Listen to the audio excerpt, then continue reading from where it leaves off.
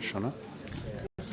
Okay, good evening, everyone. We'll call the meeting to order. Sorry we're a few minutes late tonight, and we'll deal with a couple of housekeeping items, and then we'll go right back to a very special way to kick our meeting off tonight. First item, Your Worship, firstly, if we could have the agenda approved, I'd like to acknowledge that the 2019 Annual Workforce Report is also now available. Okay, thank you. Can I have a motion to approve the agendas? Yep, thank you. Moved by... Were we not going to add a letter on? Yeah. Sorry, yep, thank you. And that would Under be the... number 15.6, is it? Okay, thank you. So we'll add the letter. Letter and- from the province of New Brunswick on funding. Perfect. Okay, thank you, Councillor Erdon. You okay with that? That and I can't remember who seconded it. It was okay. Thank you. Great. On the agenda, we'll call all those in favor. Call the question. Sorry, all those in favor. Anybody contrary-minded? Thank you. Motion's carried. And we'll just deal with the minutes quickly. The minutes of February 24th, Your Worship. So moved. Second. Okay, thank you. Moved by the deputy, seconded by Councillor Sullivan. On the question, all those in favor. Anybody contrary-minded? Not seeing any. And then we're going to go. Item to the top. 1.1. Yes, Your Worship. Item 1.1, we have the Heritage Awards for 2019, and Commissioner Hamilton will introduce those. Okay. No. Maybe Commissioner. No, Commissioner. Okay. Okay, Commissioner Hamilton, we'll put you on the spot. Your Worship, tonight we have the Chair of the Heritage Development Board, Ms. Jamie Watson, here to present the 2019 Heritage Awards on behalf of the City of St. John. Okay, thank you, Ms. Hamilton. Welcome. Thank you very much. Thank you. Good evening, Your Worship, members of Council, award recipients, and heritage enthusiasts. On behalf of the Heritage Development Board, I want to thank you for participating in the Heritage Awards presentation for 2019. My name is Jamie Watson. I'm Chair of the Heritage Development Board, and I'm joined this evening by a number of board members, including Councillor Armstrong and our newest member, Adam Pottle, who also happens to be an award recipient tonight. The Annual Heritage Awards presentation is an opportunity for the Heritage Development Board and Common Council to recognize excellence in heritage conservation. These exemplary heritage projects have been completed by dedicated property owners, together with local contractors and artisans who lend their skill and expertise to ensure a job well done. We are fortunate to have inherited such great collection of special buildings from previous generations, and we take our responsibility as stewards of their care seriously so that future generations will also be enriched by their presence in our urban environment. The Heritage Development Board enables this by approving appropriate developments which retain characteristics and spirit of the heritage area while encouraging continued and new use of these buildings. However, it is the individuals, such as the award recipients tonight, who invest many dollars and hours into maintaining the city's architectural assets, which are appreciated by our own community and by visitors for generations to come. The Heritage Board has experienced an exceptional year in 2019, with many examples of great conservation projects. The Heritage Grants Program supported 47 recipients for grants for their projects, and some of those are being recognized tonight. We are happy to have distributed almost $150,000 in 2019 on behalf of Council to assist with residential and commercial heritage projects. This investment helps stimulate over $1 million in privately invested conservation work, employing local tradespersons and artisans and design professionals. On behalf of the Heritage Development Board, I want to thank Council for your continued support of this valuable and worthwhile program. This year, the Heritage Board has selected the following award winners. Our first winner is 147 to 149 Orange Street for their residential facade restoration.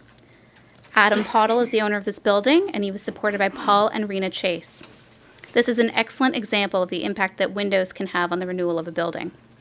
It improves the quality of life for the building's residents and revitalizes the property. This is the first project for this investor in our heritage area, and we look forward to his future work. So I'd like to welcome Adam, as well as his contractors, up to accept their award.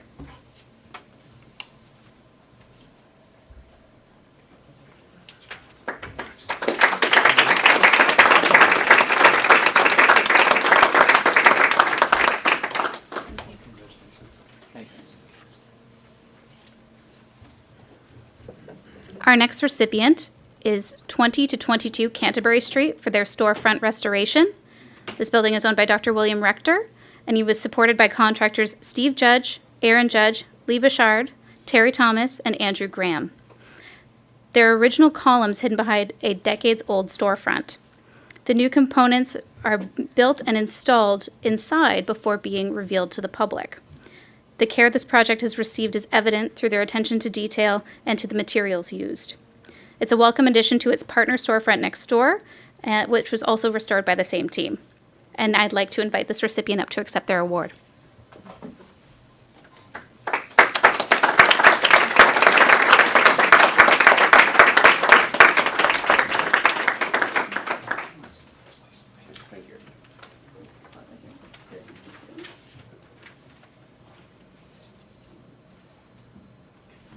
Could I make one comment? Sure. All I did was write the check. That's a good comment. All of these, I want to show these yeah. people. These are local St. John tradespeople, are highly skilled woodworkers, masons, everyone from within our town. And I would like to have a picture with them. Okay, absolutely. Sure. Can we get it, Amy, or do we, hold on? Okay. This is important to me. And they do play Santa Claus at Christmas. Oh, thank you very much. Thank you. Yeah. I'm intrigued by the vote inside. I want to know the story after. Our next recipient is for 28 to 38 King Street for their commercial facade rehabilitation. Historica Developments was the spearhead of this project, and they were supported by Artisan Designs, the Great Britain Masonry, Jerry's Welding and Fabrication, and Duncan's Electrical. This is the latest project from Keith Brito and showcases Historica's commitment to St. John. Careful window selection to match the unique arches on every level can be noted even from the street. There are paired color schemes and dramatic building uplating to make the project a highlight of King Street. We'd like to invite this recipient up for their award.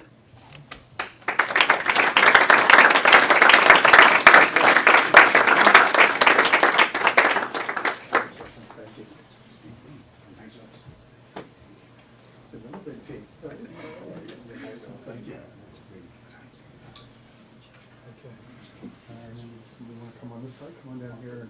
Come in on this side. I'm tall enough, I can stand right in the back.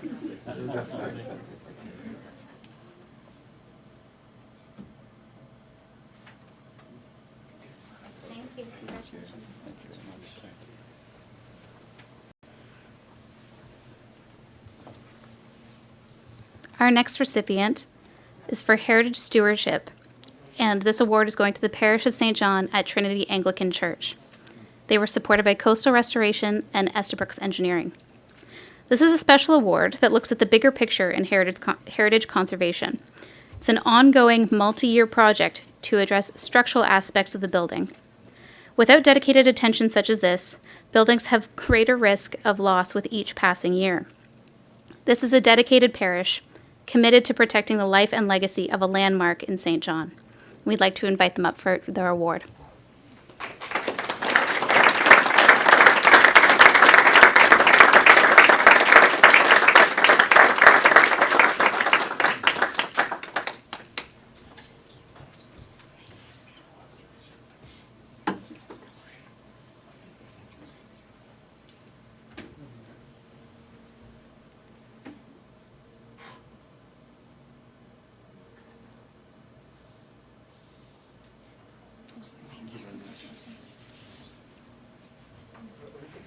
And just before moving on to the next item, I'd like to point out that because this is an ongoing project, they are still looking for support and are fundraising, so please keep an eye out for that.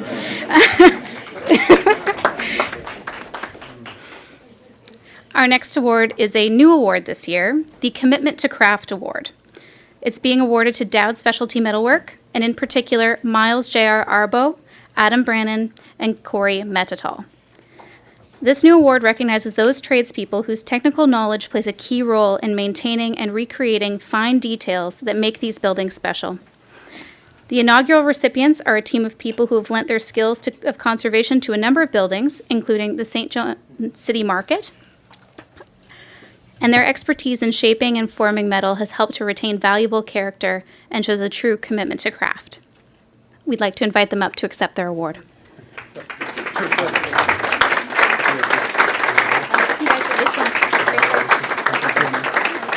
A little bit, and there we go. Your book ended here.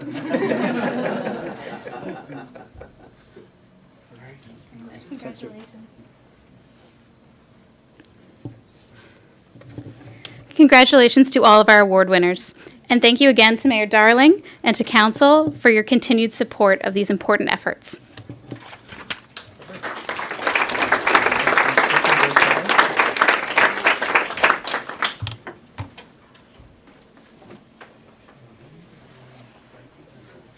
So definitely maybe, can I just have you sit in? We're going to just take a couple of group pictures. Can I have you share the meeting for a moment? Or take a recess? Okay, we'll just take a quick recess. You got 5 minutes just for some pictures? A better view. Yes, we'll just call it a quick recess. Okay. I got Donna's election. Yeah, that's true. That's true. Well, he gives it. So yeah, we have to jump forward to the public hearing next. Right. Conflicts of interest. That's right. Agenda, et cetera.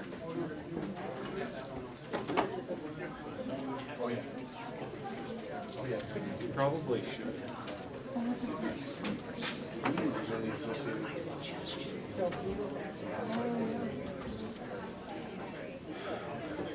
You're not in the windmill business. That's what I thought. Okay, then we speak in the same language.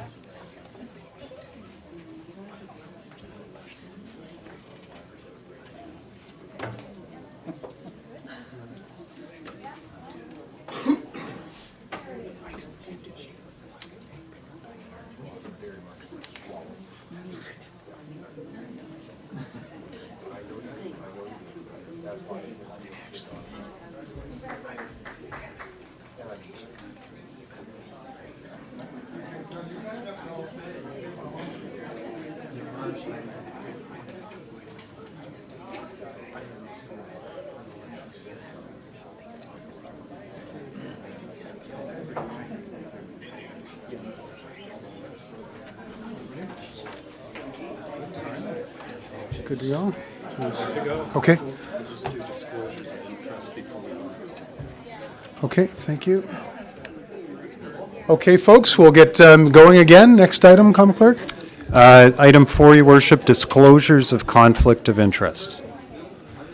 Okay, folks, disclosures of conflict of interest. Not seeing any. Next item. Your Worship, the public hearing's been advertised for 6:30, so we will jump into that. That's item 9.1 on your agenda, and it's a proposed zoning bylaw amendment for 399 Birch Road. There is a staff presentation and a planning advisory committee report which recommends approval.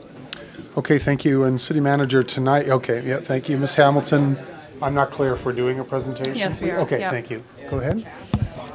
Good evening, Your Worship, members of council. Tonight's public hearing is to consider a rezoning application for a wind farm proposed by Natural Forces Limited on lands located at 399 Birch Hill Road. The city's proactive efforts earlier this year to establish a policy framework to enable green energy projects was an important first step for St. John to capitalize on opportunities related to renewable energy. The Birch Hill Wind Energy Project is the first application out of the gate to support St. John Energy's efforts to increase its supply of renewable energy sources. I am pleased, Your Worship, to introduce Jody Clifford, planner, who will be providing the staff overview on the file. Okay, thank you, Mr. Clifford. Good to see you.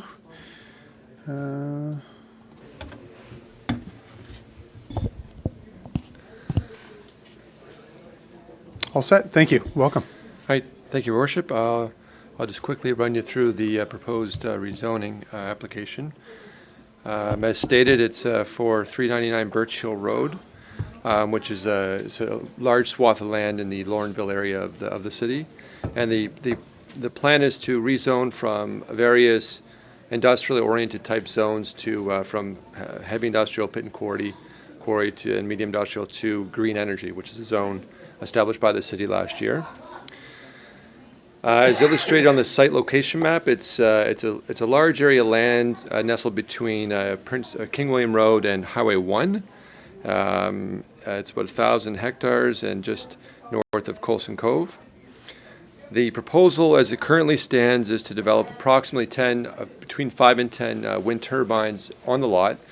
As this site plan illustrates, they'd be in different areas of the lot, accessed mostly through what would be a gravel road that would come off of Birch Hill Road and running northeast to access most of the turbines. I will say that this site plan is just temporary as it currently stands. They're waiting for the results of the environmental impact assessment before they finalize the exact site plan. Some of the turbines would also be accessed through Paddy Hills Drive, which is to the northern part of the site. As you can see from the aerial shot, this area of the city has had impact over the years through different types of developments, from pit and quarry operations, heavy industrial land uses, and to the northern part of the site where you have light industrial land uses and also the former Spruce Lake landfill.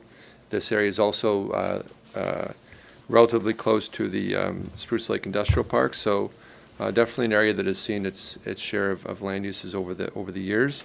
Coulson Cove, as on the left-hand side image illustrated here, is just across the street from the main entrance, which is Birch Hill Road, illustrated on the right. And other parts of the site, this is just meant to illustrate the types of land uses that are prevalent in this part of the city, from asphalt plants to light industrial uses in the Paddy's Hill area. The future land use in the area is mixed. Again, as Ms. Hamilton stated, the plan was amended last year to incorporate green energy as a new land use for the city of St. John, and these future land use designations have been modified to include that land use in their context. The zone itself would be targeted would be green energy, GE, and the other zones on this site is worth mentioning. Currently, in their current permissions, allow land uses that are arguably disruptive, either environmentally or visually, if they were to build out in those fashions, but green energy has less impact. In the report, you'll notice that there's one zone that's proposed, special zone number 5. That is for the Birch Hill Road access road. It's a privately held road, and all private accesses need to be zoned with the intended use of the site included in that zone. In this case, the road would grant access to both the pit and quarry as well as the green energy operations. The bylaw doesn't have a zone that has both those land uses in one zone, so special zone 5 is proposed as a zone to incorporate both and grant access to both land uses. The green hatched area in the northern part of this slide illustrates a portion of the road that is currently in the pit and quarry zone, which would have to go into the green energy zone to allow access to that part, the northern part of the site. You could look at this as sort of a cleaning up of a bit of a mapping error, because that area probably wasn't intended to be a pit and quarry to begin with. So the staff recommendation is to support the rezoning of the site to green energy and also to the special zone we just mentioned, as well as rescinding any Section 39 conditions that are no longer appropriate for those portions of the site that are currently PQ. And in terms of public engagement, the public hearing was advertised in the city's website.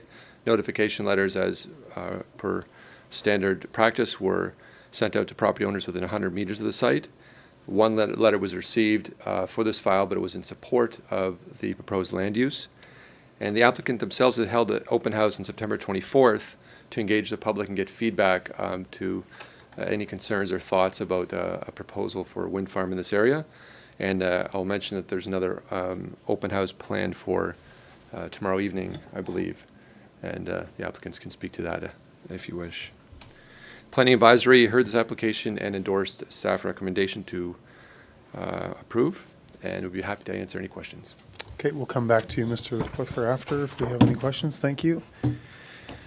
Okay, we'll move into the public hearing now, folks. I'll ask if there's anyone in the gallery here wishing to speak in opposition to the bylaw amendment for 399 Birch Hill Road.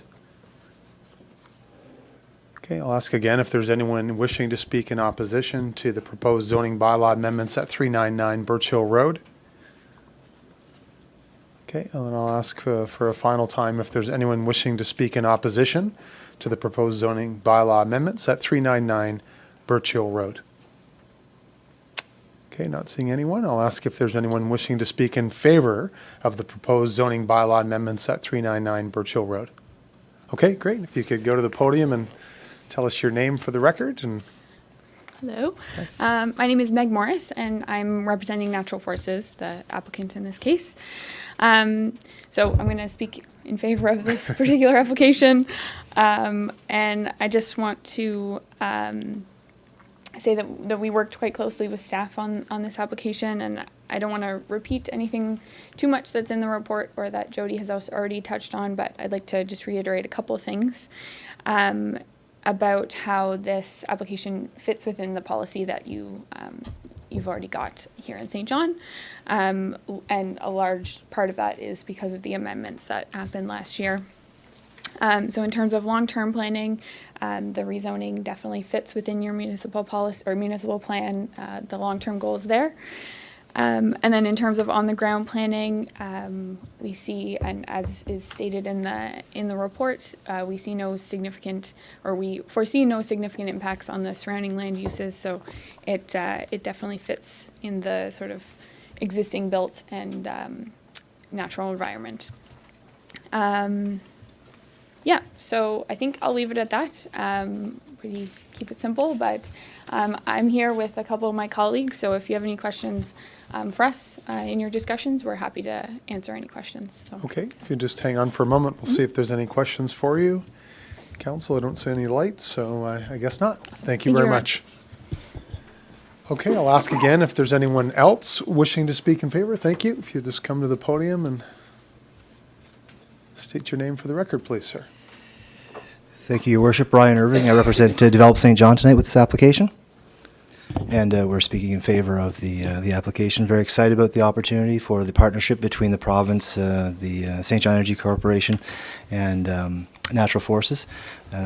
For a long time, we were wondering what we'd ever do with that 4,000 acres down there in Laurenville. It seemed like a lifetime of land, and I think we finally found the answer. So we're very excited about the opportunity and look forward to the turbines. Thank you. Okay, thank you. Any questions for Mr. Irving? Not seeing any. Thank you, sir. Okay.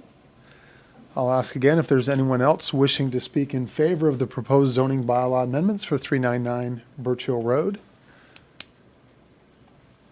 Okay, and I'll just ask, I guess, one final time if there's anyone wishing to speak in favor of the zoning bylaw amendments for 399 Birch Hill Road. Okay, thank you. Okay, thanks. We moved and seconded. Thank you. We can go now to questions for staff if there are any. Councillor Reardon, first up. I have just a couple of quick, I'm going to support it, just a couple of quick questions for staff. One is, in my kit, is there a definition of green energy zone? Okay, thank you. Ms. Hamilton, who are we? Mr. Clifford? Okay. Thank you.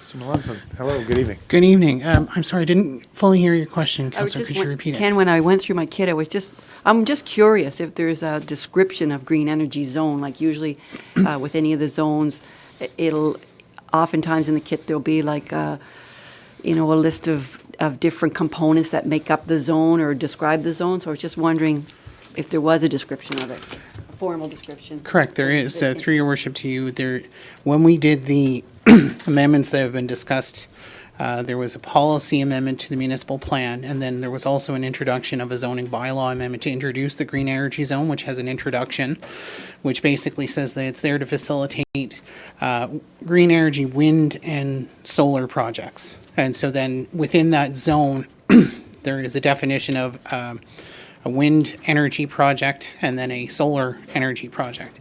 And if memory serves me, I don't happen to have the zoning bylaw here. Those are about the only uses allowed in the zone, with the exception of, say, a caretaker's cottage and things that would be typical and customary to these types of developments. Perfect, solar or wind. I've got one more question.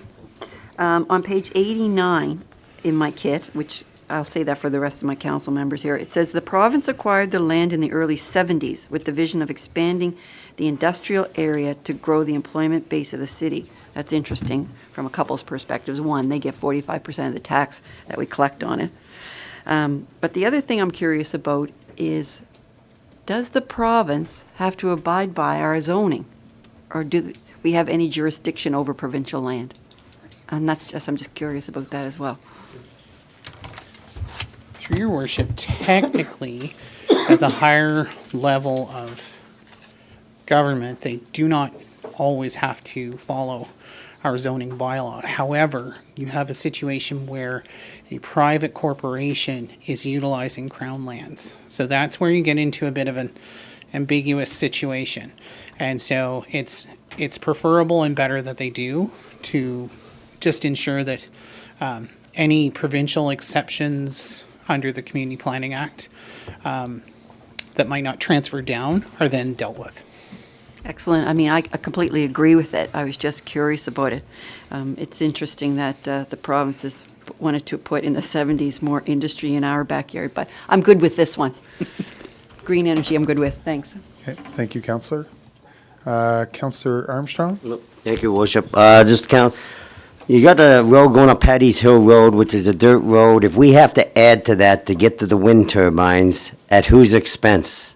I suppose that would be a natural force expense, I hope, and we don't have to maintain the road?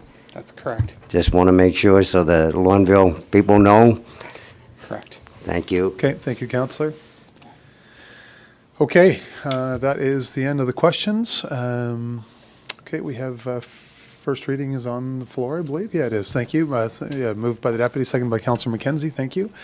And Common Clerk, did you need to? No, you just. All those in favor? Yeah, no, I didn't. You put your light on, you threw me off. Okay, thank you. I'll call the question. All those in favor? Anybody contrary-minded? Motion is carried. Common Clerk? A law to amend the zoning bylaw of the City of St. John. Thank you. Second reading. Moved by the deputy, seconded by Councillor Sullivan. Thank you for second reading. I'll call that question. All those in favor? Anybody contrary-minded? Not seeing any. Thank you. A law to amend the zoning bylaw of the City of St. John. Wonderful. Certainly perfect. Okay, next item. Your Worship, item 10.1 on the agenda is a public presentation, and it's for, sorry? Sorry, we had Oh, missed, right, we members' skipped, comments sorry, and yep. should we just Item, start? we Okay. should, yes. Item 5 on the agenda is the consent agenda. I'll move 5.1 to 5.4 inclusive. Thank you. Moved by the deputy and seconded by Councillor Sullivan. Thank you. And a question, Councillor Reardon? I just have a quick question. Oh, excuse me, Councillor, I did, oh yeah, it's on, okay, Yeah, sorry. I just have a quick question about 5.4, Enbridge Gas. And it says in my kit that to accommodate these ongoing discussions, an interim agreement must be in place. And I was just curious about that because we often have negotiations or ongoing discussions with our unions, but they may be out of the contract. So why would this one have to be extended? We'll go to the Commissioner, okay. Sorry, Commissioner, do you understand the Yes. question? Okay. Yeah, thank you. through you to Councillor Reardon. The existing municipal operating agreement has expired now, so we are just extending it for a brief period of time. We've been working with our other municipalities, Moncton and the City of Fredericton, to look at the overall municipal operating agreements and see what changes need to be in place. So this just gets us a little bit more time, but we're close to wrapping up those discussions.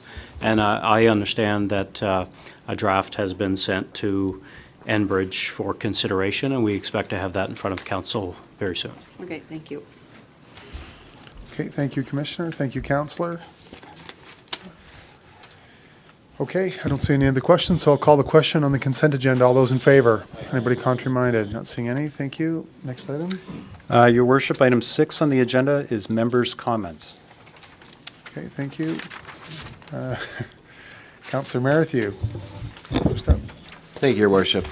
Your Worship, I'm compelled to speak about, using this medium, about a flyer that was delivered to the citizens of St. John last week or so. The flyer was entitled, Why Your Taxes Are High and Your Services Are Going to Be Reduced. The flyer is very inaccurate and at the very least one-sided. And at the time it was delivered to the public, wasn't signed. No one took responsibility for it. We learned later that it's CUPE leadership that sent it out. What I have to speak to it is I believe that, first of all, the one-sidedness, we speak to our issues around this council table continuously. Councillor Armstrong will mention it every week in members' comments.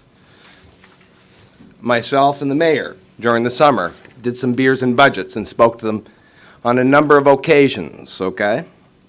We had the integrity to put our name by it. These people did not. There's no integrity to send that to the citizens of St. John during negotiations, okay? Contract negotiations. I believe that is trying to negotiate outside the boardroom table, outside the table. And if we did that, they'd be all over us. As I said, it's inaccurate. The leadership lacks integrity, and I believe the average union membership, men and women there, deserve better leadership from this CUPE union. That's it, sir. Thank you. Thank you.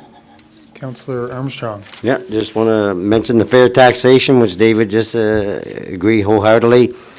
Fair taxation report on the website.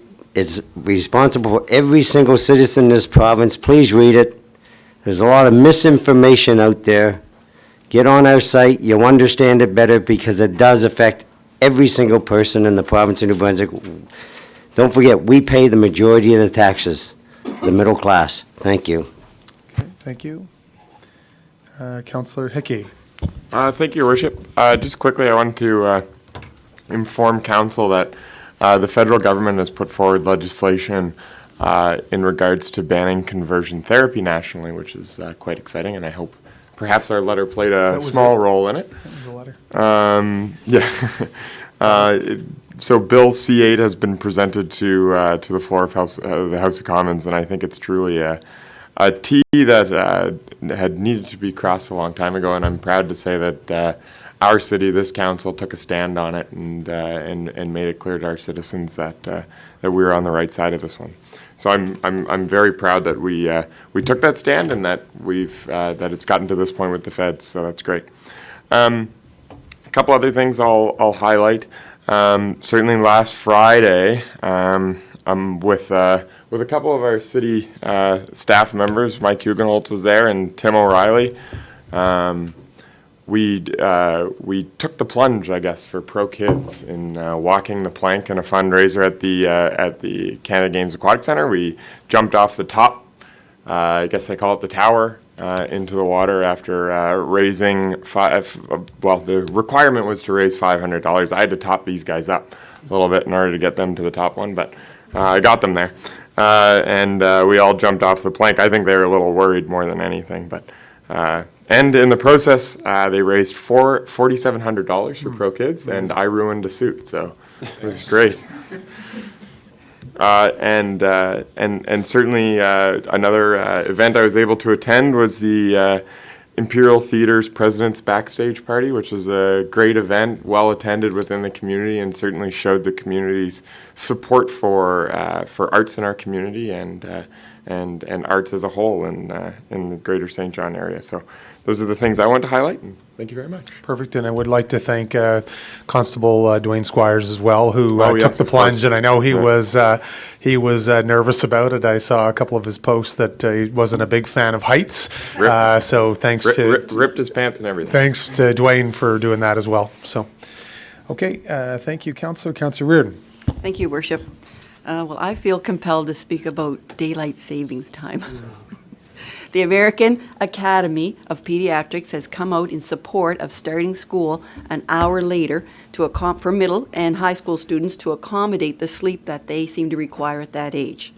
So we've got the later start. We've already just now sprung ahead. Daylight savings, so the kids are losing an hour. Daylight savings has metastasized now into 8 months out of 12 of the year, and 6 of those months are school months. And I think that it completely ignores the value of sleep. I don't work well on daylight saving. I function much better on standard time. I don't like getting up in the dark. So, and I feel sort of like a cat that's been thrown into a bathtub most of the time since we've switched ahead. And that's why I had to speak about daylight saving. So I'm not for it at all. Thanks. Make a motion. Would you like a motion? No, Yes. no, after our sustainability stuff Oh, yeah, goes after, through. that's right, yes. Councillor Sullivan. Thank you, Your Worship. I guess a sad note on the Cherrybrook Zoo. Our condolences to friends and family of Lexi, the snow leopard. Lexi passed away over the March break. Now, she was 16 years old, and the average lifespan for a snow leopard is 10 to 12 years. So she lived a good, long life. They did take her because there were no signs ahead of time. She's now in the hands of UPEI for a necropsy so that they can learn some more about it. But I know every council meeting, we ask, or I ask for supporting the Cherrybrook Zoo, and of course they can always use more financial support, and I'll say nice things later on in the agenda. But right now, they need our positive thoughts and prayers, and for a bit of a sad time. So please continue to support our Cherrybrook Zoo. Thank you. Okay, thank you, Councillor. Deputy Mayor. Well, I'd like to say, or send a shout out, I guess, to all the citizens who are Irish in our city, because St. Patrick's Day is coming up and the city raised the flag, and this Sunday at, I think it's 12:30, they're raising or placing the wreaths down at the monument at the Three Sisters. So we want to say a very happy St. Patrick's Day to everyone and hope they all wear the green that day. The other thing I'd like to say that this coming weekend, it's a home show at the TD station, and that's a big sign of spring. So it starts on Friday and ends on Sunday, so it'd be nice for everyone to get out and they'll see what they're going to renovate for the year, and hopefully the home show will go over and be very successful. So thank you to everyone who participates, because that's a big job for them. Thank you. Okay, thank you. And just to add very quickly to that, the L'Arche breakfast, the famous breakfast at O'Leary's, is on Saturday morning at 9 o'clock. And look forward to the home show too as an economic indicator, right? So you just walk around the home show, and if builders and renovators are busy, you know it's going to be a good year for the industry, and I suspect it's going to be very good, Deputy. So thank you. Councillor Norton. Thank you, Worship. I know that Jody Clifford just mentioned this, but just the details in terms of natural forces, the Birchill Wind Project, the open house tomorrow, 4 o'clock to 8 o'clock at the Laurenville Community Center, 1141 Laurenville Road. Go out and check out. It's a pretty exciting project by St. John Energy in partnership with, I know just recently with the federal government and the city of St. John. So if you have a chance, go out and see that. And that was part of business earlier on this evening as it related to a public hearing. Also, a couple other things. Lands for public purpose. If you're part of a community group or community organization, and you're looking to get a project kind of kick-started and inject some money into it, you're eligible for up to $5,000 for neighborhood projects. And then the next deadline is April, I believe, coming up. So you can see that by visiting our City of St. John landing page. And also, the city's now accepting applications for summer sports field and tennis bookings. So if I know that there's still some snow and ice out there, but get the rackets ready and get your bookings confirmed by visiting the City of St. John website. Thank you, Your Worship. Oh, one last thing. Lots of people have heard about, he goes by lots of different names, but I sometimes think of him as the godfather of fast food. So if you've heard about Bob's Corner Takeout and you follow Barbara Simpson, but you don't know where it is, you really need to stop at 74 Catherwood Street. And that's really every day between 9 and 8 o'clock p.m. And you really got to treat yourself. And Councillor Reardon, as the resident nutritionist, will never let me live this down. But honestly, it is really good for you. So check it out. There we go. Show me the data. I can't measure it. Great, thank you. Councillor Casey. Thank you, Your Worship. The Impossible Realities board game convention happened this past Saturday. I wasn't able to attend this year, but a lot of good pictures and info on their website and Facebook page, so you can check out that. And look for their next event in September. So a lot of good things happening. Thanks. Okay, thank you. Next item. Your Worship, on the agenda item 10.1 is a public presentation for a proposed municipal plan amendment at 251 to 361 Riverview Drive, and Commissioner Hamilton will give an overview. Okay, thank you. Commissioner?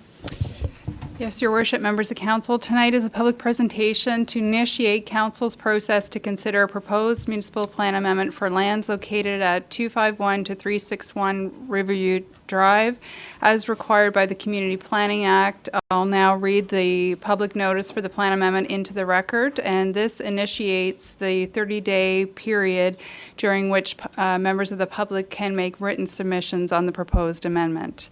And I believe Mr. Reed is just bringing up on screen the location of the lands impacted by this public notice. Public notice is hereby given that the Common Council of the City of St. John intends to consider an amendment to the Municipal Development Plan which would redesignate on Schedule A of the Municipal Development Plan a parcel of land with an area of approximately 2,734 square meters located at 251-361 Riverview Drive, also identified as portions of PID numbers 552 6054, 0041 5992, 552 06411, 551 47540, and a portion of Algonquin Place from park and natural areas to stable area as illustrated on screen, and redesignated on Schedule B of the plan the same parcel of land from park and natural area to stable residential. The reason for the change is to permit a residential development. Written objections to the proposed amendment may be made to the council by April 8th of this year. Inquiries may be made at the Office of the Common Clerk or Growth and Community Development Services at City Hall, 15 Market Square, between the hours of 8:30 and 4:30 p.m., Monday through Friday. And that concludes the public presentation. Okay, thank you. Mr. Reed? No, that's it? Okay, thank you. He threw me off with a... Okay, thank you, Common Clerk. I turned your mic off. Next item. 12.2, Your Worship, is the sustainability update. Okay, thank you. City Manager? Your Worship, members of council, you will recall that based on previous commitments and various resolutions of council, etc., the staff has a mandate to return to council and seek approval on the overall restructuring plan and the details within it no later than the end of March. To achieve that, I'm pleased to report today that there will be 3 separate meetings to achieve that result, and also for the information of the public. First, on the 17th of March, at a Finance Committee closed session, we will be discussing various contractual arrangements and personnel issues, issues that are appropriate for closed, with the Finance Committee at that time. Perhaps more significant, on the 23rd of March, I, as City Manager, will be presenting to Common Council the entire restructuring plan with the details as we know it at this time, and with a fairly lengthy list of recommendations for Council to consider. The briefing on the 23rd will be an open session of Council, and the briefing on that day is designed to be received for information. We will then afford to Council approximately a 1-week period, in fact 8 days, to duly consider everything that they will have been presented and to consult as they feel is appropriate. And then on the 31st of March, we will reconvene in a, excuse me, a special meeting of Council, again in open session, in order for Council to decide on the various recommendations that the staff will have presented to them prior. That's it for sustainability update for tonight. We have, in fact, concluded the screening process on the very vast majority of the potential initiatives, and the remainder will be discussed as part of the overall sustainability plan when we brief it in the coming sessions of Council. Subject to questions, Your Worship, that concludes the sustainability update for today. Just, I do have a question myself, City Manager, in terms of when we get to the series of meetings that you just described, will you or could you please explain to us in your report what process was used in terms of, we gave you a number of items in the hopper, what process was used, to bring fairness, balance, equity to those decisions, not for tonight, but could you? Understood. I've just had some citizens ask me, I think a very good question in terms of what will the process be and how is that balanced, and so, perfect, thank you. Okay, can I have a receive and file, please? Okay, all those in favor? Anybody contrary-minded? Okay, thank you. Next item. 12.3, Your Worship, is the 2020 Community Grant recommendations. I'll move the recommendation. Second. Okay, thank you. Moved by the deputy, seconded by Councillor Sullivan. Are we going to the commissioner first? The commissioner had his light. No? Okay, thank you. Deputy Mayor, your light is on. Well, I just want to make a comment because I'm on the committee, and the committee met, and it was quite a challenge because we had a number of applications and $179,000, and we had about $600 and some $1,000 per application. So we spent considerable time at making decisions, and we did what we felt was best for the city. And the chair of the committee wasn't able to be here tonight, but if there's any questions, I guess. Okay, thank you. And again, I think I read in the report, Deputy had, that I remember, was it $600,000 in applications? Over Yes, $600,000 in applications for the grant money once again. So, okay, thank you. And we'll see if there are some questions. We'll come back. Deputy Councillor Reardon. Thank you, Worship. Said there's 2 councillors on it. Are you the other one, Dave? Yes. Okay. I just had a quick question. I'm on the community arts grant, so I know it's not an easy job, but I'm curious about the zoo. I noticed that Prude and HDC and the zoo were the top. All got 15. So I was just wondering what the rationale was behind that. Not that I have anything against the zoo per se. I just find the zoo can be tricky to a certain extent. I mean, not everyone agrees with zoos, and certainly we had a family membership to the zoo the whole time my kids were smaller. So I just, for some clarification, was wondering about that one item on there. Sir, Deputy, you're Well, going the to, chair- sorry, Deputy, 1 second. Let me get your mic. Okay. The Cherrybrook Zoo applied for 2 grants, actually. The City of St. John is responsible for the taxes that the zoo pays, which is coming in about $8,000, between $8,000 and $9,000. So we allow that. We pay for the taxes through the community grant. And then they had some special projects that they wanted to do, so we allowed another $7,000 to $8,000 for a special project. That's perfect. Thanks for the clarification. Thank you. Okay, thank you. Thank you, Councillor. Councillor Sullivan. Thank you, Your Worship. First, just a thank you to the members of the committee. I mean, this is a tough job when you have that many asks of this many. I mean, all quality organizations that contribute to life in St. John. And we often talk about multiplier investments. I mean, these are organizations who we get a little bit of money from us, but lots of money from elsewhere and serve so many citizens. So thank you for that. I'm in support of all the recommendations here, you know, for councils, remember the HDC, Prude, and the zoo, once upon a time, had much larger grants from the City of St. John when the City of St. John was able to give much larger grants. And I think one of the takeaways is the mayor often says, you know, we spend a lot of time talking about, in this case, $179,000, and why aren't we talking about, you know, $17.9 million around the table? But it is a good reminder for us why it's so important to keep working the plan we put in place for the much bigger items that we deal with, because these are all important things, and I think every one of us would like to be able to give more money to these organizations, and the only way council's going to be able to do that is if we keep our eyes on the prize with all the bigger stuff that we deal with. So thank you to the committee for this year. I fully support what's in front of us. And my hope is by continued focus and discipline of this council and the next council, at some point in time in the future, I hope that this whole envelope gets to be increased so all of these good organizations continue to thrive in St. John. Thank you. Okay, thank you, Councillor. Councillor Armstrong. Thank you, Worship. I guess one question was answered in Donna's. And I just want to say thank you to the committee also. I know I'm going to reiterate, but this has got to be one of the worst jobs to ever get, being on this committee, I'm telling you.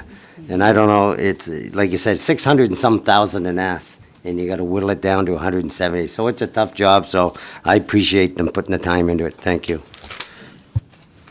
Thank you, sir. Deputy, do you have another? I just had a little point to make, Your Worship. It's in the report that there is an additional $40,000 that was left over from the senior fund, the games last year. Friendship games. Canada 55 plus And that games, yeah. $40,000 is going to be, you know, talked about at the committee level at a later date, because that was given to us to sort of beef up some of the senior activities in the city. So that probably will come back to council at some point in time, but we didn't spend it right now because we're not sure where our own budget's going and if other activities have to be reduced throughout the year. So that is there in the It's there in reserve. Okay. department, yeah. Okay, thank you, Deputy. So yes, thank you to the committee again. I did like the committee had discussed necessary improvements for future iterations of the program. So I did like to read that you do have some thoughts and ideas on how this can be enhanced moving forward. And then I just make the comment once again, I hope the next council will consider, obviously working with staff, a complete review of subsidies and grants overall, just to have that broader discussion. But I did appreciate those comments in your report on how you believe this particular program can be enhanced. So thank you on that. Okay, I'll call the question then. It's on the floor. All those in favor? Thank you. Anyone against or opposed? Sorry, contrary minded? Thank you. The motion is carried. Next item, Common Clerk. 12.4 on the agenda, Your Worship, is the 2019 Annual Workforce Report. Okay, thank you. City Manager?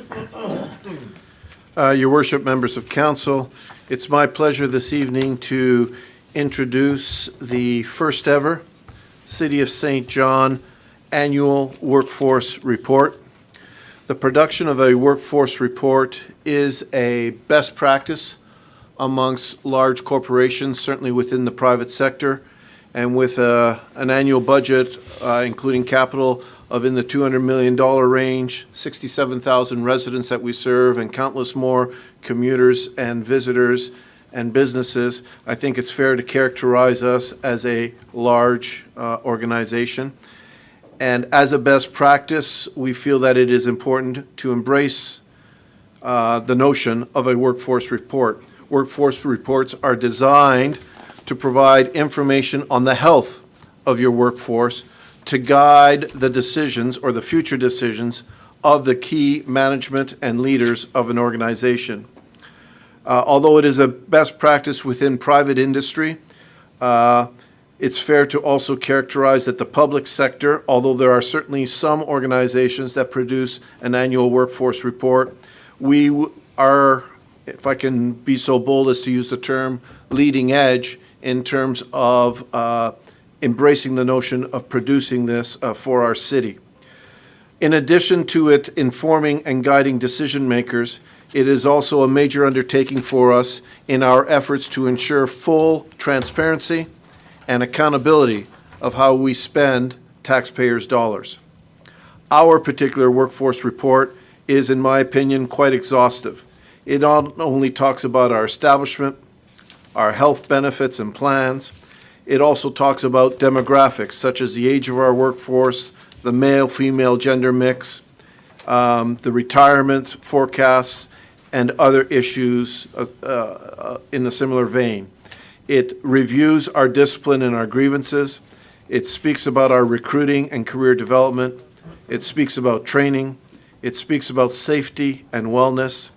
It speaks about an employee engagement survey that we conducted in 29, and of course, it speaks about costs. The report is designed to be factual, to provide a single source of information on our workforce that will help guide current and future decisions by the leaders of this organization. Although it is designed to be primarily a compendium of factual information, there are many internal recommendations that we will undertake moving forward. There is also significant comments about our employee engagement survey and actions that we will undertake in that regard based on what we have heard from our employees. We also highlight in the city manager's conclusions some key facts that will play heavily on our restructuring plans and our current and future discussions with regards to collective agreements and personnel policies. Most notably, we speak about the cost challenges we have with our workforce and the fact that we must control the expenses associated with our workforce. We also identify, but do not detail, the reality that we have restrictive clauses within all of our collective agreements that, to various degrees, are limiting our flexibility, agility, and our ability to be innovative. The answers to these challenges will be addressed through various forums, most notably the restructuring plan that will be briefed to this council in the coming weeks, and also the current ongoing collective bargaining that is being undertaken with our various union groups. Finally, we recognize that this is our first ever report. It is not perfect, and I will be the first to recognize that, and improvements can be made in the coming years, and we will certainly be seeking out comments for improvement in the coming years, but it is our intention to produce this on a yearly basis after the end of our fiscal year of 31 December, and of course it takes us a few months after the end of the fiscal year to compile all of that information. So generally speaking, this report will be produced annually in the late February timeframe. With that, Your Worship, I am happy to take any questions that council may have, and I am recommending a receive and file on this particular agenda item. Thank you. Okay, thank you. Questions, comments, council? Okay, Councillor Armstrong. Thank you, Worship. Hopefully I'll speak a little better than I can close. This report is good, it's in-depth, not enough though. And I think the basis of the report is to let the public know exactly what it cost to run the operation of the city of St. John per the labor. And as the city manager alluded to, there's plenty of restrictions why we can't do certain things, and the public must know that. And I think it's a big communication plan. Just so you know, 1 out of every 67 people work for the city of St. John. It's 920 employees with a $90 million payroll. Now, that's 57% of the money allocated from the report. That's a ton of money. But I hope the public will get a copy of this. It'll be online, I believe, John, after tonight. Yep. Read it. This report will tell the public what we're up against without a lot of the details that only the city manager knows, even councilors don't know. Within labor agreements of why we can't do things we can't do. It's an enlightening thing. $90 million, folks, is a ton of money. And if that's what it cost us, and you wonder why the roads can't get paved or something can't get done, it's because the budget is taking $90 million for labor. 1 out of every 67 people, or 74 people, I think it is, work for the city of St. John. So I hope the public gets a copy of this, reads it online, understands it, and knows what this council was up against when we're gonna make cuts that are coming. And what we are trapped into, I don't know if the word trapped is right, but what we are up against as a business to run the city of St. John. And it's hard on the employees, make no mistake. Commissioners have to make decisions. Do I fill that pothole or do I get something else done? It's tough. So hopefully, like as our city manager alluded to, we get a more in-depth, a more ratio, so the public will know what we can only do as a council with the money we have. But I'll say again, $90 million is a ton of money in a $156 or $160 million budget. It doesn't leave you much money to work with, folks. Thank you. Thank you. Councillor McKenzie? Thank you, Worship. Yeah, it's a very, very in-depth report. It tells St. John's story very well. And I understand it's not our problem, but I would love to have reports like this right across the province, right across the country. Because what it doesn't do is, it doesn't say how St. John compares to other areas. You know, we might know the population of Moncton, we might know the number of people that work for the city of Moncton, but we don't know if they're happy compared to what we know here. We don't know if they're healthy. Are our employees healthier or not so healthy? So those are the things that I'd like to hopefully see in the future, and that's up to the other municipalities to do it. But this is an awesome report. It certainly tells us what we need to know about the city. It just doesn't compare us to other cities in terms of how well we're doing. Thank you, Your Worship. Thank you. Councillor Norton. Yeah, thank you, Your Worship. This report is online. I think I overheard one of the councilors say that, and it is there. You want to know something? A report like this, although when you grab it, it seems dense, and probably isn't as captivating or isn't as flashy as an infographic.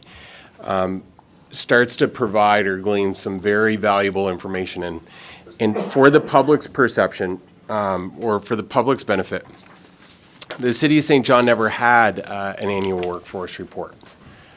It's our first time completing such a publication. You know, the city manager has already been humble in his comments in the fact that, look, are there some weak points and there's some strong points? Absolutely, and I think you're going to hear that from some of the councilors this evening. I guess I choose to focus on this.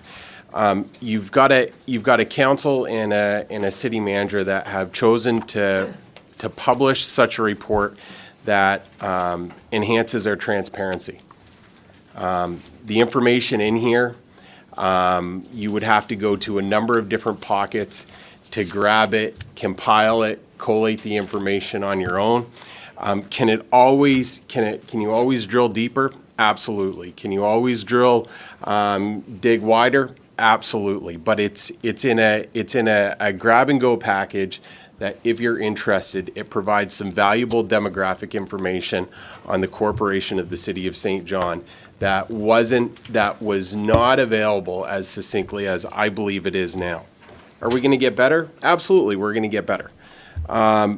It also dovetails with the fact that we've got a promise to provide more open and accessible data, and it does do that. It does do that succinctly. Yes. Do you have to put some homework in and read it? For sure you do. Does it begin to benchmark ourselves? It does. It was a yard tool that wasn't there at this time last year that is here this time this year, and the next council, when they get their annual workforce report, is going to have a benchmark that it can start to measure itself against. That's a benefit. Nancy and her team, I think, have done a splendid job at putting together the highs and lows and providing, I guess, a demographic overview of where your money goes. Do I agree where all your money goes? Absolutely not. I don't. But that's why you have 10 voices on this council, and this can help inform those choices, inform those votes, and inform the direction. I see this as a timely document, especially with the upcoming municipal election. You want to get informed, you want to see platforms, you want to ask questions. Guess what? This is a good guiding document to ask yourselves some important questions as it relates to the workforce that delivers services for you. Whether they're curbside or whether they're in offices that you don't see, or you're picking up the phone and delivering a service, are you getting value for dollars? That's important. Are there some suggestions that we can do? Absolutely. I think some of those suggestions you're going to hear, like including Common Council as part of this document. Absolutely, great suggestion. Let's see it for next year. But we've got to start somewhere. This is a good start. Thank you for the publication. Encourage the public to pick it up or read it online. Okay, thank you, Councillor. Councillor Sullivan. Thank you, Your Worship. A long time ago when I was at UNBSJ taking my business degree, my profs used to say, when you're studying businesses, are you dealing with symptoms of issues, or are you actually dealing with the issue? And the nice thing about this, bringing all the information together, I mean, I've probably asked all the questions that are in here of the poor finance department over the years, one at a time, and now they can just say, Councillor Sullivan, you've got it in one document. But what I'm specifically referring to is, so often we talk about, how our benefits and wages match up with other cities. Where are we here? Where are we there? And from a business perspective, why is that important? Well, it's important because can we attract and retain good staff? I mean, the issue for me isn't what we're paying, is do we have good staff? And do we need to pay more to get good staff? Do we need to change our benefits? And so the one thing that really jumped out at me out of this whole document, which is full of fantastic information, was this one bullet. We hired almost 250 employees, including casuals, in 2019, and the response rate per position averaged at 96 applicants. Do we have a problem attracting employees? I mean, this gets to Councillor McKenzie talking about, are they healthy? Are they happy? Do they like working here? Do they feel they're well paid? Well, in my mind, if 96 people are applying for every job, we're looking after our employees. I mean, that was a key number that jumped out of there, just among many others. So kudos to the folks who put it together, because I think it helps me answer some questions. A couple of suggestions for next year's iteration, particularly around Table 31, which was my favorite in the whole thing. Now, I enjoy the Finance Committee, so I love numbers. So it's a table full of numbers, and I want more. I guess the two things I would ask in the future iterations, it talks about, for those of you who don't have it in front of you, it has CPI and then all the percentage increases in wages for the last 15 years for management, all the unions. And so, if CPI was 1.45% in 2004, management got 2.9%, 486 got 3%, fire got 4%. The only two pieces to enhance that, one would be the city's growth rate. in there as well, so we can see how it helps with that benchmarking that Councillor Norton talked about. Here's CPI, how's the city done as far as our growth rate, and then along the lines. And the other piece is, I found myself looking at this and saying, what were the years of the contracts? Because that would make a difference. You know, when a contract is signed and reaches out for the next couple of years, it's a bit of a projection. So I guess that would help me look at the context that's here. Just a couple of suggestions. A whole lot of information to digest over a couple of days, and it is another foundational document, though, as council moves forward to make decisions, and especially when we get to budget time in the fall. So thanks to staff for putting it together, and I'm sure it's only going to get better from here. Okay, thank you, Councillor. Councillor Marathew. Thank you, Your Worship. Thank you, City Manager. The report is transparent, and thank you for having the integrity to actually sign it on behalf of council and your staff. What councillors have said around the table thus far is exactly true. There's lots of good information here. You have to read it and dig through it. I too am intrigued by a couple of tables. Councillor Sullivan mentioned the first one that we're looking at was wages and wage growth against inflation. But City Manager, I'd like to see some private sector numbers on this as well. After all, sir, those are the men and women in the city of St. John that have got to pay for this, all right? And I'd like to see where they stand on the whole. So when I see in the last 15 years that one of our union groups' wages have gone up compounded 80%, I'd like to know what Mr. and Mrs. Jones, living in St. John Street here, what they've done. They're paying the bill. I'd like to see, I don't know that the recommendations that I've read thus far are very strong. I mean, you know, I could read you a couple here, but I'd like to see how we're going to take this bill down. If in fact, Councillor Sullivan's right that we've got 90-odd people applying for an application, something tells me in the business world that's not supply and demand, all right? If that's supply and demand we're working on, you wouldn't have that many applicants. So that tells me that we pay very well, perhaps too well, all right? And the benefits are too great. And again, I'd like to know what the average John and Joe St. Johner, okay, that support these wages and benefits are making, okay, what their pension, if they've got one, is, and so on and so forth. I think that they have to be in there as well. I'll leave it at that for now, Mr. Mayor. Thank you. Thank you. Councillor Strobridge. Thank you, Your Worship. Just feedback to the city manager. My only suggestion to the report is common council should be included. We're a cost. We're funded publicly by there's only one taxpayer type thing, and I know we were left out because when it comes to the workforce or city staff, we're not, I guess, classified as that.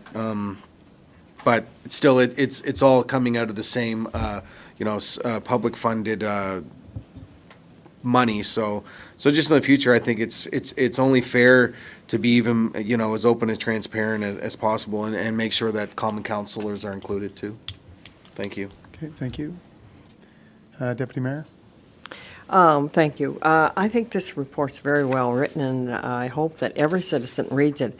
It's about 38 pages. To me, our whole business, the City of St. John, is in serving the citizens, and every employee that works in the city, regardless of what department they're in one way or another, they serve the public, and that's what their job is. And we need to have good employees, and this report gives you the breakdown of all the employee groups, whether they're unionized, non-union, management. They talk about their wellness and their safety. They also talk about the pay group. So you can look in this report and see certain pay groups and the benefits, the employee benefits, whether the special pension payments, all the payments that each employee makes. They're not named, and they shouldn't be, as far as I'm concerned, but it does give the breakdown. And we do have a workforce that, and I have a good employer, I have to say that too. I think the City of St. John is a good employer, and I think that we, overall, I think we have very good employees, and they're dedicated.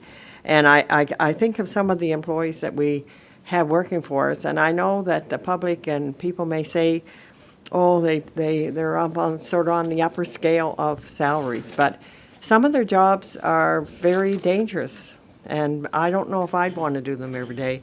So I take and say thank you to them, because whether it's fire, police, every day their jobs are in danger. And I believe fully, and our outside workers, I mean, they have jobs sometimes, you know, it's like 30 below and they're out fixing your water pipe when it's broken. So you got to say thank you to them, and they do a good job overall. I mean, sure, we have issues from time to time, but overall, I think this is a good report. It gives the information on our workforce. And for me, I feel comfortable that we are on par with other municipalities, and that, you know, that the City of St. John is not, you know, overpaying or have too many people, or, you know, I know people from time to time growl about this and that, but you got to say thank you to what our people do, and I really appreciate them, and I say thank you. And I thank the city manager and the staff for writing this report, because I think it's a good document that people can read if they want to find out what the city's, how the city is made up, and how many people are here, and what union they work in, and all the issues are in there. So I hope everybody takes it and reads it. Thank you very much. Okay, thank you, Deputy.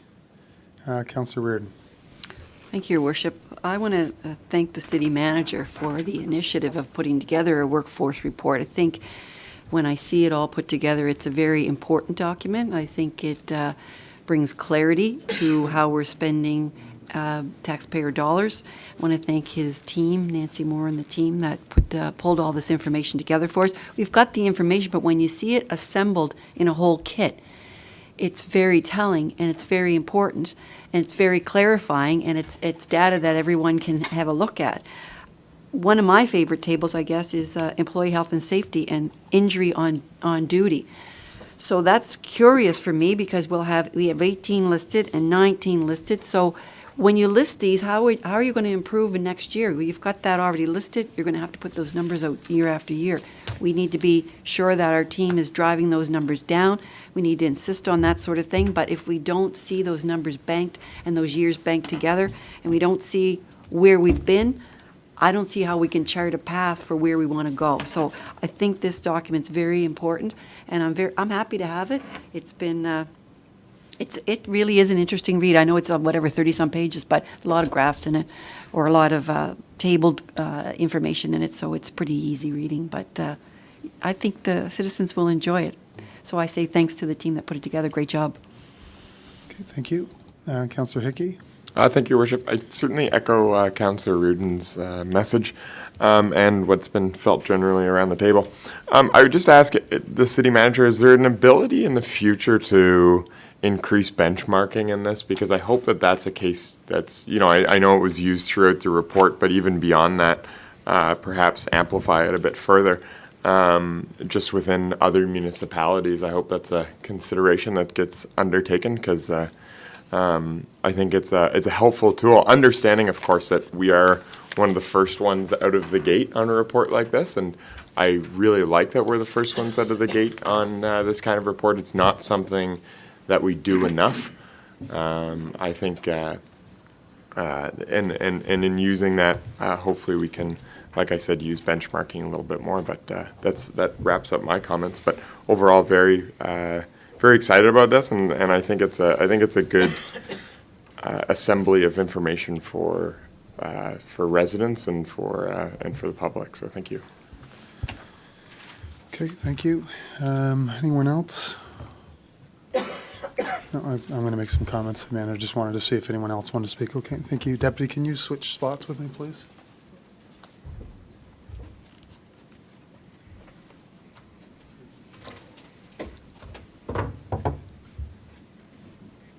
Go ahead. Wait now, have I got you on? No?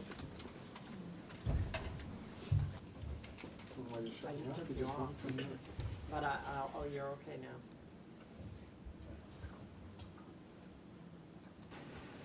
There you go, you can speak down. Okay, thank you very much. No, I'm going to take 6 minutes. So I would agree largely with many of the comments that have been made tonight by my colleagues. Positive step, sharing information, detailed information for the public. And I'd also just say to maybe frame up some of my comments tonight, for the record, I'm not an incremental guy. I don't do well with incremental, small steps, small wins. So this is another one of those times where I've really struggled with what to do tonight in terms of these comments. But I'm going to do the same thing I've done every time I've struggled with what to do, and I'm going to share my comments openly. So these are my personal comments. The very linear view covered in the traditional HR metrics in this report, such as turnover, absenteeism, engagement, and are, in my view, in isolation as presented, incomplete in today's environment, the reality of what we face. This report does not tell the complete story that our citizens need to hear. Our labor costs are high, are rising, and are unsustainable long-term. Any report or public document must be direct and linked to the long-term sustainability of the city, driving value for taxpayers. Our collective agreements that limit management's flexibility to address the realities of a rapidly changing world, the ability to measure productivity and address unsustainable wage escalation. I believe citizens are frustrated with where we are. Currently, we have inadequate processes to measure productivity of our workforce on behalf of taxpayers. Wage escalation has resulted in payments of $100 million above inflation in the last 15 years. It has resulted in cuts to citizen services, added debt, and has, in my view, held this city back. I can only compare to the private sector where I came from. And we need to do better, in my view, and much more urgently. I'm not blaming. I'm facing what I believe is our reality and giving my views, sharing my views, regardless of the pressure not to do so. A cost reality that is simply unsustainable when you benchmark wages, benefits, pension costs, and expectations against the private sector. And expectations, I'll say it again. When you look at the data in this report, you see years with inflation of 0.46 where 3% raises were given. I've said many times we have a revenue problem and a cost problem. This report does not draw strong enough conclusions, in my view, when it comes to the labor and benefit costs that our overall financial sustainability. I will not be a mayor of a city that cuts transit, recreation, and community grants so that labor costs can continue to rise well above the salary and benefits of the average St. John citizen. While this report is a complete validation of previous public comments related to wage and benefits costs, the report doesn't address the interdependencies and impact of other key levers such as escalating labor costs, union agreement benefits, premium cost to employees, ability for the employer to pay, the external environment and impact of median incomes, rising costs, significant fiscal challenges, and larger national and global trends. In my view, we haven't been honest with taxpayers in the past, and it's gone on without discussion for decades due to political pressure or an unwillingness to stand up for what is right. We must have an open conversation about our labor costs, service delivery, and revenue generation in an open, bold, and transparent format. By doing so, we can achieve unprecedented growth in our city. Local conditions and local context matters. Economic, social, and our financial report card. Frankly, I'm not sure I care what folks pay in Fredericton and Moncton and Halifax. We have to deal with local conditions. We cannot continue to manage our continuous improvement initiatives without full consideration of our labor cost problem. Our citizens are being asked to take on service cuts in every department debated in open session. The same should be done for our labor costs. I know we have some on the table. Should we not be adopting a CI mindset to our employee costs, productivity, and highlighting some of the key barriers we face? For example, if inflation goes up by 2%, and those are the awards we offer, then we should be reducing our costs equivalently. We have exceptionally dedicated employees, and it's important that we drive constant improvement in everything that we do on behalf of citizens. So why am I doing this tonight? Why am I fighting for this? Because our citizens deserve no less. I'm not the mayor of a special interest group or a labor union. I'm the mayor of almost 70,000 citizens who deserve a tax break, reduced costs, and a growing economy, a place we can all be proud of. We have a tax reform problem that we have to work with the province to solve, but we also have a cost problem as well. This is not an either-or situation. We have to correct our costs so that everyone in St. John can benefit from a growing city. Our costs are not only unsustainable now, but they are growing out of control. Bringing our costs down to an affordable rate is the only option. Groups in the city may want you to believe we have a revenue problem and not a cost problem. Let me be clear, it's not one without the other. We must control our cost problem and add additional revenue. So in summary, the report, in my view, misses key linkages to the stated barriers of the corporation, our long-term financial plan, and while nice to know, it doesn't address the real and key issues that the city's facing. The key here is that the report does not address clearly nor assist in transferring the city to what we can be, a place where the foundation is structurally sound, enabling a great and sustainable quality of life as measured by economic, social, and community indicators. So I'd say for me, when I read this report says to me we've got some challenges, we've got some issues, but it doesn't speak boldly and honestly enough, and it doesn't speak with enough urgency. I have about a dozen questions. I'll very quickly ramble. I know I'm over just over 6. Council's total salary has been mentioned. Pensioned earnings at retirement by group and after how many years of service? There's no mention whatsoever. I understand some of our members have a retirement pension of $60,000 a year. We should know that. Wage escalation policy needs to be explained. It's not well understood today, where some of our unions are using this as a crutch not to negotiate with us. How do the levels correspond to private sector roles? I have no idea in this report, in some of the wage tables, how does it correspond? How are we benchmarking? How quickly do the steps happen in the report? Is there any other service pay, retirement bonus, or form of pay not reported? How do we measure productivity in the organization? And lastly, attraction and retention. Where do we have a problem and where don't we? And I would say with the 96 applicants per job offering, we probably don't have much of an attraction problem in many spots. So thank you for allowing me to comment.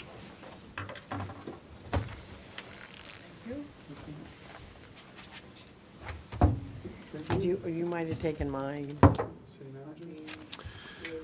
Your worship, members of council, one very small point, I would simply draw your attention to the 96 per position is the average. There are areas identified in the report where we struggle to find sufficient applicants. But the second reason that I asked to be given the opportunity to speak a second time is I failed to, in my opening comments, recognize the tremendous amount of work that went on by our HR department in putting this together. Led by Stephanie Hosick, our director of HR, and our primary manager who had the lead on this project was Leah Robichaud. Between the two of them, and Leah in particular, this was a tremendous amount of work. Nancy Moore is our communications lead on this, and there are many others who have been involved in this. And as city manager, I would certainly be remiss if I didn't recognize the tremendous effort that went in by that team in order to accomplish this. Thank you, Your Worship. Thank you very much. Receive and file. I think it was on the floor. Okay, thank you. I'll call the question. Sorry, all those in favor? Anybody contrary-minded? Thank you. Motion's carried. Next item. Your Worship, item 15.1 on the agenda is the 2020 St. John Community Arts Funding Program. The recommendation is to receive for information and direct the Commissioner of Finance to issue the checks for distribution. I'll move the recommendation. Thank you. Moved by Councillor Reardon. Thank you. Seconded by Councillor Hickey. Okay, on the question, any comments? Okay, I'll call the question. All those in favor? Anybody contrary-minded? Not seeing any. Motion's carried. Next item. 15.2 is a ticket purchase request, YMCA Red Triangle. Recommendation, refer to clerk to purchase tickets for those interested. I'll move that recommendation. Thank you. Moved and seconded. Thank you. On the question, all those in favor? Anybody contrary-minded? Not seeing any. Thank you. Next item. 15.3, Your Worship, order New Brunswick 2020 campaign. Recommendation to direct city manager to use social media tools to help advertise requests for nominations and receive for information. Thank Thank you. Moved and seconded on the question. All those in favor? Anybody contrary-minded? Not seeing any. Thank you. Next item. And 15.4, the Chamber Appreciation of Membership Renewal Letter, recommendation received for information. Move the recommendation. Thank you. Moved and seconded. Thank you. On the question, all those in favor? Anybody contrary-minded? Not seeing any. Thank you. Motion's carried. Next item. 15.5, Atlantic Repertory Company, The Wolves of St. John Fieldhouse, request for $2,500 contribution, and recommendations refer to the 2021 Community Grants Program. I just have a little. Deputy? Is this for 2021, or is this project for 2020? I couldn't find a date in here. So I was just wondering if we refer to 2021, that's fine, as long as it's not happening this year. I looked all over, I couldn't find the date, so. City Manager? Your Worship, we've not entered into direct discussion. Our recommendation is based purely on the fact that 2020 money has been allocated. So if they do wish anything from the city, it would need to be considered in 2021, regardless of when they may want the money. All right, I have no problem, we'll move the recommendation.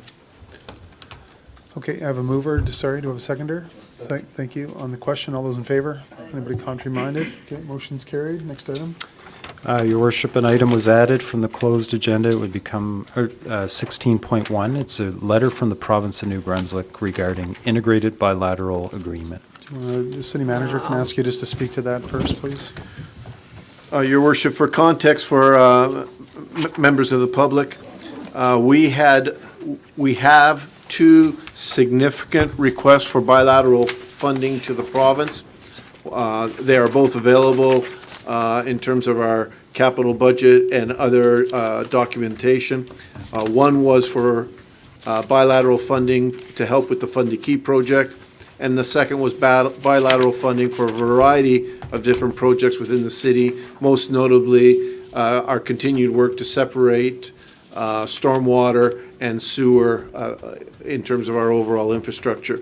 The letter that is being introduced to council this evening is the answer from the province that has denied both of those requests, and we offer it for information.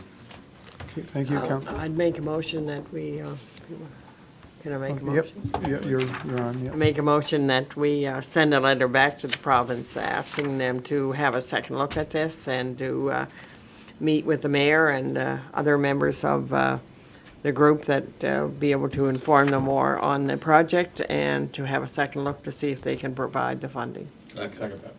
Okay, thank you. Can I just add a friendly consideration, the word urgently? Yes, because we need to do this as soon as possible. Okay. So we'd like to Yeah. have the province get in touch with the mayor at the earliest convenience, like tomorrow. Okay. During budget. The next day. Before the budget, call before the budget, exactly. Thank you. Okay, thank you. Councillor, just 1 second, sorry. Councillor Armstrong? Thank you, Worship. This is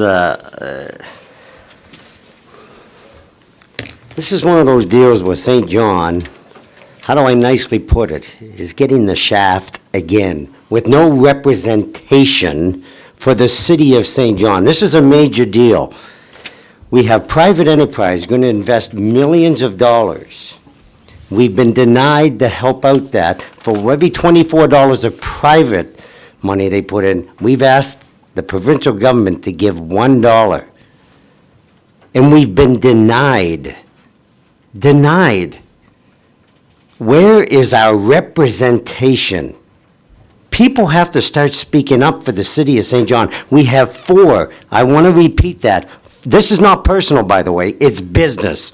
We have 4 ministers representing this city. Please speak up. We have 1 member in the opposition. He's been in the paper every single day. Why is he speaking up for the city of St. John in the opposition, getting the press? Where is the voices for the city of St. John that these people have voted?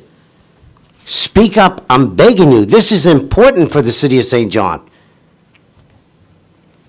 Politics is brass knuckles, and we are in the brass knuckles game right now at St. John, New Brunswick. It's time that the people we voted in start speaking. There's a major a major motion coming to March 20th. And let me tell you, I make no bones about it. I'm not a party guy. But I'll tell you, I'm a St. John guy. And if I was sitting around that table as a caucus member, which is a minister, I'd put the gun to someone's head and say, I'm not voting. I'll bring down the government until you give me something in St. John. And I believe this is a stance we have to make for this project. $24, $1 of provincial money. They can deny it because that's what happens to St. John, New Brunswick. Oh, it's only St. John, they'll go away. And we do. We've proven it for 60 years. Well, you guess what? 4 ministers, you don't have to like me. I don't care if you like me. I'm in the bar business. Doesn't matter if you like me. Start sticking up and speaking out for St. John. Okay, thank you. Thank you. Thank you, Councillor. Point made. Deputy Mayor. Well, I just wanted to add that perhaps when this letter is sent from your office, that you copy to our local ministers and the MLAs, Right. just so they know. Okay, thank you. Thank you. So just a couple of comments, I guess, for me. So first of all, these are, this council's done an excellent job of working with our staff, city manager, Develop St. John, and others to identify 3 catalytic growth projects. We've talked to you about them here. You've seen presentations on them. It's the Coast Guard site, it's the school in the south end, and it's the crossing project on the east side.